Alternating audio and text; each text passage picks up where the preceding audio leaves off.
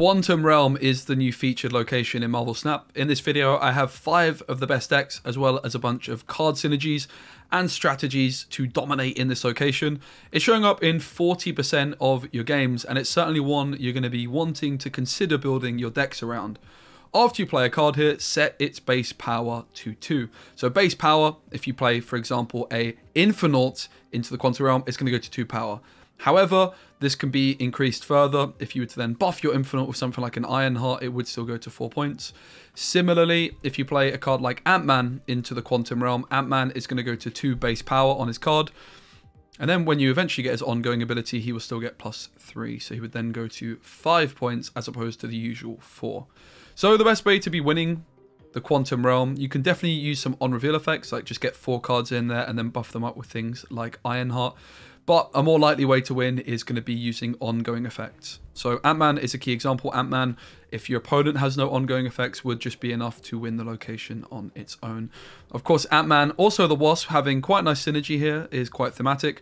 Wasp is just going to be a 2-point card for free, which might not sound like much, but it's really going to be quite important to get as many cards into the Quantum Tunnel as possible. One way to win this is just going to be to have more cards than your opponent there, and then maybe buff them up a little bit with some ongoing abilities as well. So some other key cards which might help you win this location: Blue Marvel. I think Claw is going to be a particularly strong card, and there is a Claw deck in this one. You also might want to consider building some Cerebro decks, and we have a Cerebro deck. In particular, Cerebro 2, of course, because that is what your cards are going to be at in that location.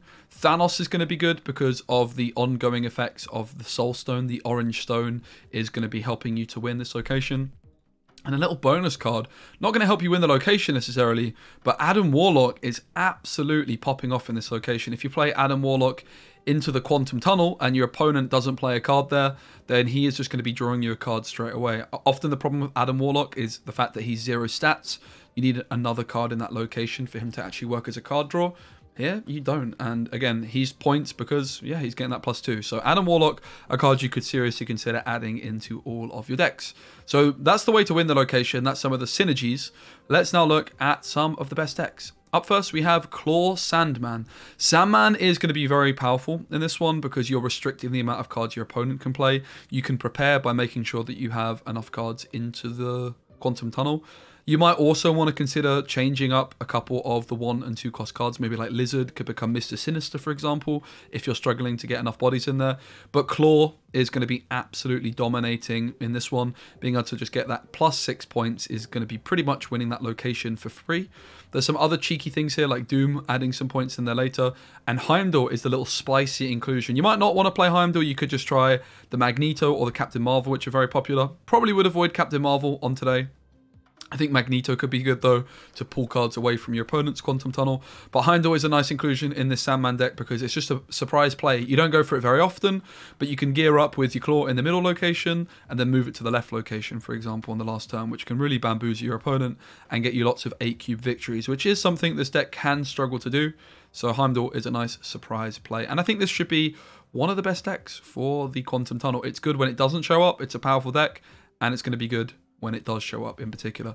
Up next, you have a couple of Thanos decks. Of course, Thanos, pretty much the best deck in the game right now outside of Shuri. And I think Shuri is not the best one for this because you're going to be much more restricted in where you're playing. You're not going to want to play your Red Skull into the Quantum Tunnel, for example. And this is one of the latest Thanos decks doing the rounds. It's a big stuff Thanos deck with Lockjaw. Quite a surprising list. I got this one off KM Best. It's using Shang-Chi as well, which of course is going to be bad if you pull it off Lockjaw, but a lot of the time it's not. This one, not necessarily geared towards the location, but it should still just be solid with all of the Reality Stones, the Blue Marvel. You should be able to get a pretty easy win in there. Probably the one I would prefer, though, for this location is the Zoo version. This is Harry's deck, which he played in the New York City tournament and won the whole tournament with. You've got the M'Baku as an extra body. You've got the Ant-Man, which is great in there. The armor to protect yourself from a Killmonger. Killmonger could also be a viable strategy in this one to just disrupt your opponent. Mr. Fantastic helps you in it. Kazar, Blue Marvel. All of these cards are going to be really good. Even the Spectrum as well to help you win this Quantum Tunnel location very easily. And then you can just win another one with something like a Valkyrie or just pure points. So this might be the top pick deck, I think I would maybe favor this slightly over the Sandman deck, just because Thanos is going to be better in the 60% of the games where Quantum Tunnel doesn't show up. So probably the top pick deck for the day. Next, we have a Cerebro 2 list. There's a lot of ways you can go about playing Cerebro 2. I've gone for the Hobgoblin. Iron Man is a consideration, and there's a bunch of other cards which are 2 power, which you could play. For example, you might want to consider playing M'Baku. This is the version I went for, though. You've got the Brood and Mr. Sinister to easily fill up the location. Scorpion, you maybe want to consider just getting rid of, actually. Instead, you could play the M'Baku, for example. The Scorpion maybe not the best today because of the fact that you can lower your opponent's power and then they just play it into Quantum Tunnel anyway. So in the list in the description, I'll remove Scorpion for something slightly better. Blue Marvel is also a nice way, as well as Mr. Fantastic, to just secure that location even further. But of course, Cerebro is going to be buffing your cards immensely. They're all chilling at 2 power.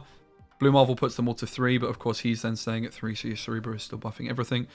Problem with this one is it's going to be very weak into Thanos decks. A simple Soul Stone, for example, is going to be lowering the power of all your cards in that location by 1, which then means Cerebro doesn't buff any of them. So I would probably avoid this one. I did want to give it a mention, but it's just going to be a real struggle into Thanos, unfortunately. And finally, last but not least, we have a Mr. Negative deck. Mr. Negative could be solid as well with the Adam Warlock synergy with the location. Psylocke and Zabu in there to get yourself Mr. Negative more consistently. You have a Iron Man and Mystique, of course. Wong doesn't have the most synergy, but a little bit of synergy there with Ironheart and Wolfsbane. So Wong, a card you could consider getting rid of. I think if you've got Dark Hawk, for example, Dark Hawk would be very good here. I just didn't want to include it as I know lots of people do not have it.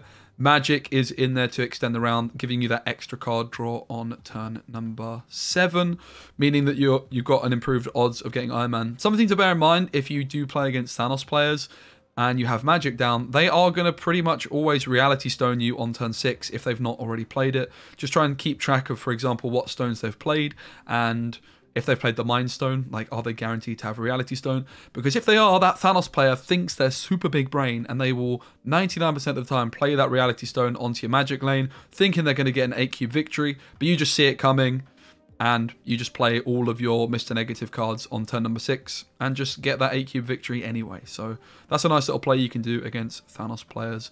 So those are the decks for Quantum Realm. If you enjoyed the video, please give it a like, subscribe for more. If I was to rate the best deck to play, it would definitely be Thanos Zoo. And then I would say in second place, I think this Claw Sandman deck is also going to be very spicy indeed. But the main issue you're going to have with this one is if your opponent plays lots of cards before Sandman. Sandman on turn 4 is kind of slow. You can't get Sandman down on turn 3 like you used to be able to with Zabu and Psylocke since it got made 5 energy. So definitely would advise Thanos. Claw, a nice option. I would probably avoid Cerebro, and then I think Mr. Negative is a pretty interesting idea too. Hope you guys enjoyed. See you soon.